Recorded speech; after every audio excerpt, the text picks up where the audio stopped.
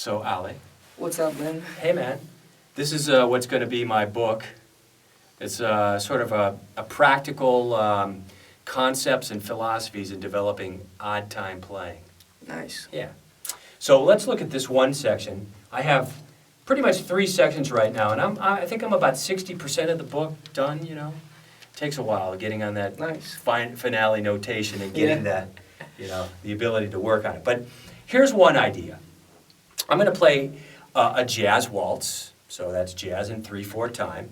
I'm going to make a very simple bass drum pattern to hold down my bottom, and my ride cymbal pattern is going to be a very, very ordinary jazz ride cymbal pattern. So it's going to be...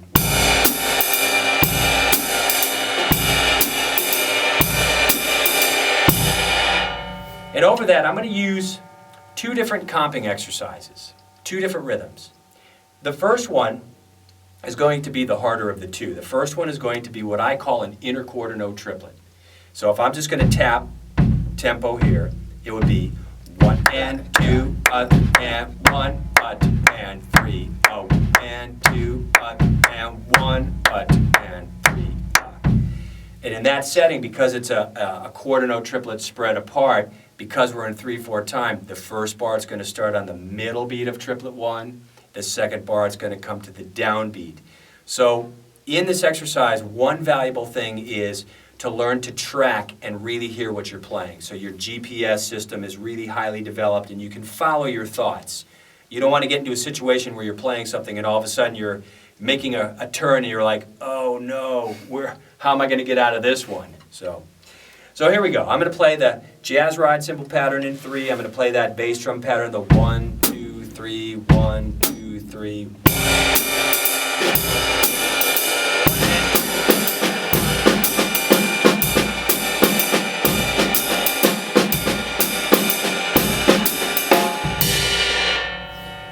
So we'll stay with that one rhythm. Now I'm going to do a couple of moves to add a little more color and a little bit more, I don't want to say pressure, but a little bit more of an emphasis on my ear to track and follow what it is I'm doing. So I'm going to make a very easy thing since we have a 4-piece drum set here. We're going to just move that left hand clockwise. If I take that rhythmic phrase, as you see here, I have 1, 2, 3, 4, 5, 6, 7, 8, 9 notes. So I'm going to make 3 repetitions circularly over the 2-bar phrase. What's interesting is it's going to really have an interesting melodic content to it. So check it out.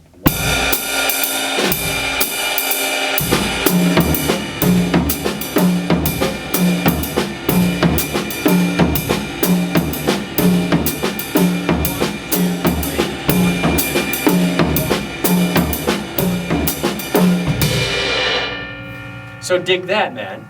Now, we could take all sorts of other moves and make the melody even more difficult to track.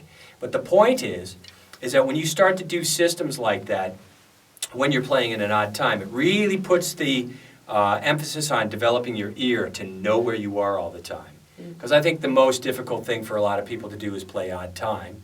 They feel like this is some territory that's really nebulous, and how do I get into that, and how do I develop that? It's really to the point of when you think about any odd time, any time signature really, it's always about stress points. So we just have to learn to hear those stress points in another time signature so they become matter of fact, no big deal, you can play them. Of course, you must dabble with a band and play those kind of styles, otherwise you're not going to really develop it. You don't just develop something by not doing it. It's like speaking a language. You could sit and study, I could sit and study Italian for days and days and days, but if I don't come out here and speak to you guys and try to use my Italian, then I'm never really going to develop the ability to speak the language. Same thing with drums, same thing with anything in the musical language. Any dialect of music must be used, spoken, and developed, you know? So you want to try that one? Okay. Okay, man.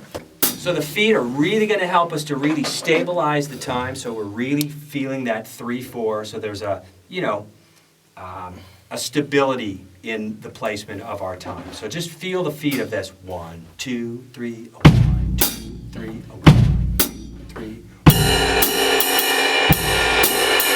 1, 2, 3, 1, 2, 3.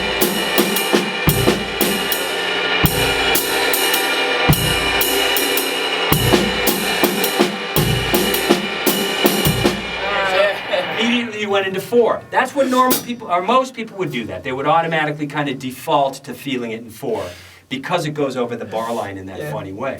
So as you get comfortable and you understand the dynamic of the left hand versus the ride cymbal, really start to position yourself in such a way where you're focusing on the ride cymbal, then you're focusing on the left hand, you know where your feet are, and what I always say to everybody, man, you gotta count. You gotta work on that verbalization of counting. And it's not easy.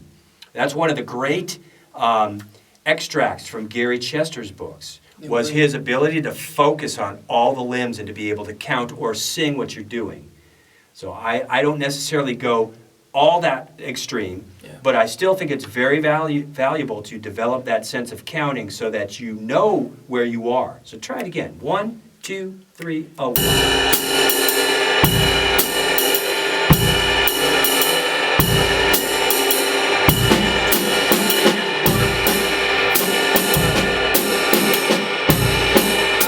So try a little slower. Maybe. Yeah.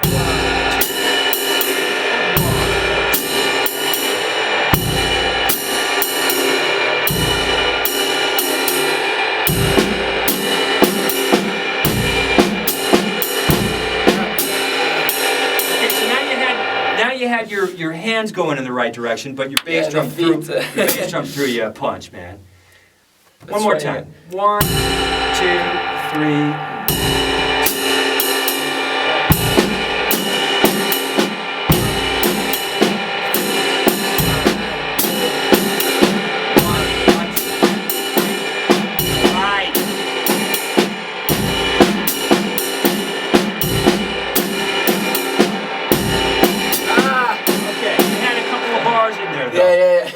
So that's part of the system. I have more cymbal patterns and I have more moves to adapt to. And I don't just have 3/4, I have a 5/4 section. Wow. And yeah, it's pretty cool. I mean, I've showed this to a bunch of my students and some friends of mine who are high-level drummers. And everybody has expressed good words about that. So I'm hoping to have this done, you know, soon. It's, where are we today? It's around the end of May. Yeah. So I'm hoping that by the end of June I should have everything finished. Like I said, I'm about 60% finished. A few more things to add. They're already written in my head. It's just getting that, you know, the time to sit down on the computer and do what you need to do. So. Man, thanks. This one looks great. For real. The concept is really great. Yeah. Thank you, man. Thanks, Bruce. Cool. Thanks, Alan.